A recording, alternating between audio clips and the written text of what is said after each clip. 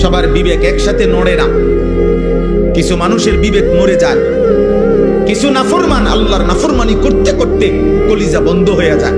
খোদার কসম, এটা কোরআনে আল্লাহ বলছে। পাপ করতে করতে, নামাজ না পড়তে পড়তে, আল্লাহকে সেজদা না দিতে দিতে, অশ্লীলতার, নাফরমানি, বেহায়াপনা, অসভ্যতার, নোংরামি করতে করতে খোদার কসম আল্লাহ বলেন অসংখ্য নাফরমানকে এক পর্যায়ে আমি তার অন্তর মোহর মেরে দেই, কান মোহর মেরে দেই, চোখে চূড়ান্ত পর্দা ফেলে দেই, আর কোনোদিন হেদায়েত দেই না। একদিন আমার ফেরেশতা দিয়া লাথি দিয়া জাহান্নামেই ফেলে দেই। হ্যাঁ, খাতামা আলা সামঈহি ওয়া কলবিহি ওয়া জাআলা আলা বাসারিহি গিশাওয়া। গুনাহের জন্য লম্বা করতে নাই, পাপকে দীর্ঘ করতে নাই। পাপের দীর্ঘ হইলে, গুনাহ লাগাতার হইলে সবচেয়ে বড় মুসিবত হইল আর কোনদিন যদি আল্লাহ ফিরার সুযোগ আল্লাহ না দেয়, তো পৃথিবীর সমস্ত পীর বুজুর্গ যদি বাইকটাও কাউরে খাওয়ায়, আব্দুল কাদের জিলানীর আব্বাও যদি কবর থেকে আসে, মালিক যদি বলে তোরে আমি হেদায়েত দেব না, তো কায়নাতের সমস্ত পীর বুজুর্গ একসাথে তাসবিহ পড়েও আপনারে আর হেদায়েত দিবে না। আল্লাহ যাকে হেদায়েত দিবে না বলে ফেলে, তাকে আর কায়নাতের কেউ দিতে পারে। যদি পারত তাহলে রাসূলুল্লাহ সাল্লাল্লাহু আলাইহি সাল্লাম আবু তালেবকে ঈমান দিতে পারতেন, পারতেন কিনা? নবীজি সাল্লাল্লাহু আলাইহি ওয়াসাল্লামের চাইতে প্রিয় আল্লাহর মাখলুকের মধ্যে, আল্লাহর সৃষ্টির মধ্যে, আল্লাহর নিকটে এর চাইতে মাহবুব আর কেউ হইতে পারে? কথা বলে না। আর কেউ হয়েছে? আগামী তো হবে কেউ। তাহলে সেই তিনি চোখের পানি ফেলে কাঁদতেছে, চোখের পানি ফেলে কাঁদতেছেন। আল্লাহ তাআলা বলছে না বন্ধু, কাঁদবেন ঠিক আছে, কিন্তু আপনার চাচা আবু তালেবকে আমি ঈমান দেব। মৃত্যুর মুহূর্ত পর্যন্ত নবীজি চেষ্টা করছেন, চাচা কালেমা বলেন, কালেমা বলেন, কালেমা বলেন। কুল লা ইলাহা ইল্লাল্লাহ কালিমাতান আশহাদু লাকা বিহা ইনদাল্লাহ।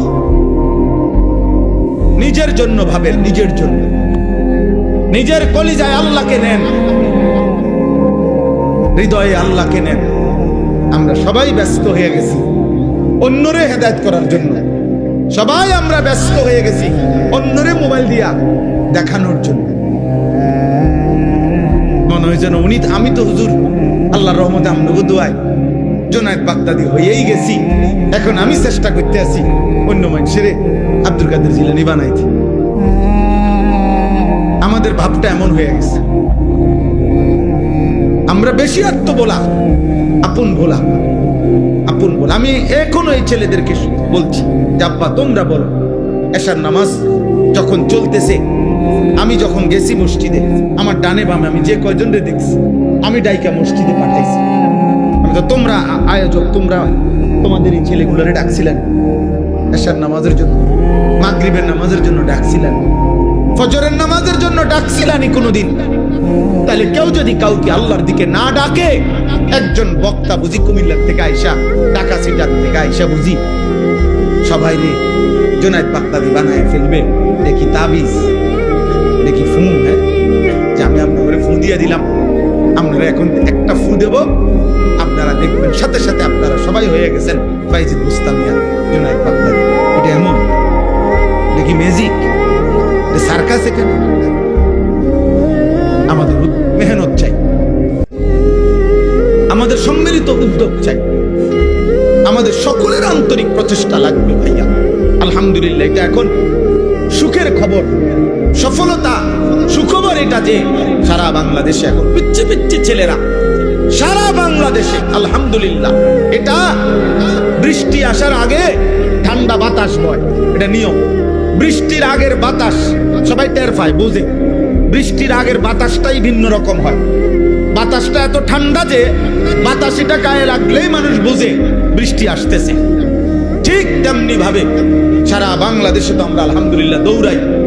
আমরা দেখি এখন ক্লাস 6-এ পড়ে, 7-এ পড়ে, 8-এ পড়ে, এমন ছোট ছোট বাচ্চারাও আল্লাহর কোরআনের মাহফিল, দ্বীনি মাহফিল এরকম নওজোয়ানরা, ছোট ছোট কিশোর বাচ্চারা মাহফিলের আয়োজন, দ্বীনি মজবার আয়োজন করতেছে, ইনশাআল্লাহ এটা বোঝা যায় যে ঠান্ডা বাতাস বইতেছে, আগামী দিনে ইসলামের পতাকা পৃথিবীময় উড়বে ইনশাআল্লাহ।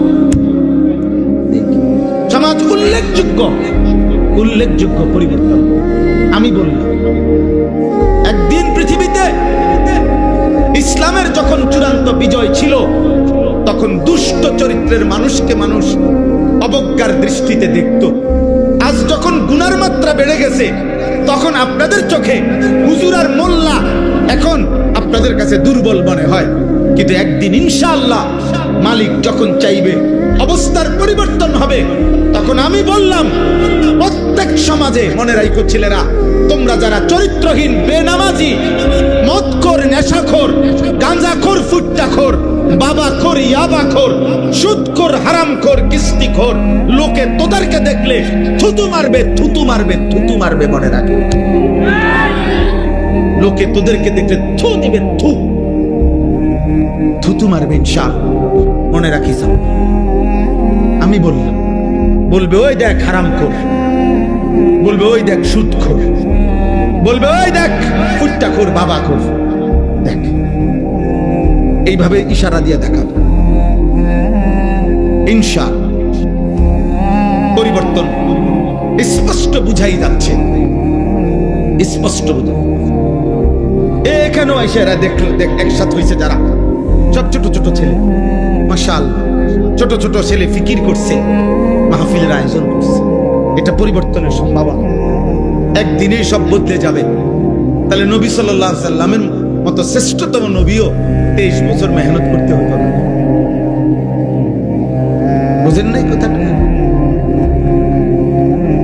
এই জন্য আমি সমস্ত ছেলেদেরকে, তোমাদেরকে বলতেছি, বাবা অচিরেই দেখবা তোমরা। আমি বললাম অতিলকাল আইয়ামু মুদাফিলুহা বাইনান নাস, কোরআন শরীফে আছে, আল্লাহ বলেন আমি মানুষের অবস্থা, দিন বদলাই, আমি আল্লাহ সময় বদলাই, সময় বদলাই।